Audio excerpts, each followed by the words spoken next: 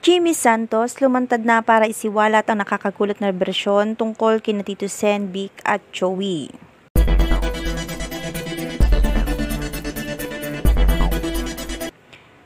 Matapos ang ilang buwang pananahimik, muling lumantad si Jimmy Santos upang ibunyag ang mga nakakagulat na revelasyon tungkol sa kanyang mga dating kasamahan na sina Tito Soto, Vic Soto at Joey De Leon.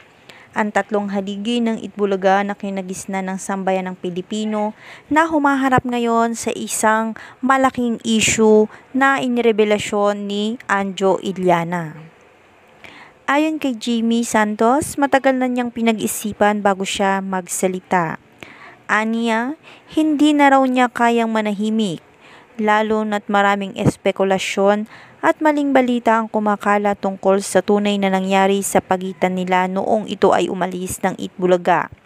Matapos ang paglantad ng mga revelasyon ni Anjo Iliana tungkol sa sinasabing sindikato raw ng Itbulaga.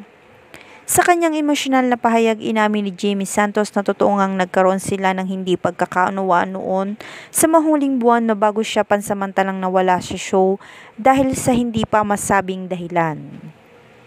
Ibinahagi ni Jimmy na sa kabila ng mga intriga at pagbabago sa programa, malalim pa rin ang kanyang respeto kina Tito Vic at Joey.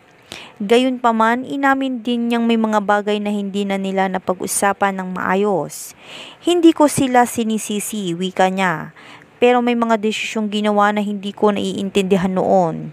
Ngayon gusto ko lang linawin na wala akong sama ng loob. Gusto ko lang masabi kung ano ang totoong mga nangyari at kung ano ang mga nalalaman ko tungkol sa Itbulaga maging kina Tito, Vic at Joey. Isa sa mga nakakagulat niyang pahayag ay tungkol sa mga di umano'y internal na alitan sa pamunuan ng produksyon. Bago maganap ang malawakang pagbabago ng show na Itbulaga. Ayon sa kanya, may mga desisyon daw na ginawa ng walang abiso sa ibang host at ito raw ang nagdulot ng distansya sa kanilang samahan. Nagkaroon din daw ng mga issue tungkol sa mga sinasabing third party involved sa naturang show.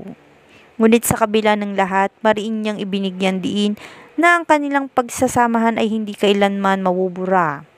Ang Itbulaga ay hindi lang show, pamilya yon kahit anong mangyari. Di ko sila makakalimutan, Tito, Vic at Joey. Saludo pa rin ako sa inyo, ani ni Jimmy habang baka sa mukha ang emosyon at lungkot sa kanyang nararamdaman. Maraming tagahanga ang naantig sa kanyang salaysay sa social media. Bumuhos ang mga komento ng suporta at paghanga sa kanyang katapatan, lalo na kina Tito Vic at Joey. Marami ring umaasang muling mabubuo ang samahan ng orihinal na Dabber Cats at manumbalik ang tawa at saya na minsan na ibinahagi nila sa bawat tahanan. Ang paglabas daw ni Jimmy Santos ay nagsilbing paalala na hindi lang daw sa tunay na pagkakaibigan mapuputol or masisira ang samahan. Ayon pa sa mga netizen, kahit ano pa raw ang pinagdaanan ng naturang show ay mas papanigan pa rin daw ng kabutihan ang tunay na pagmamahal bilang isang kapatid, kaibigan.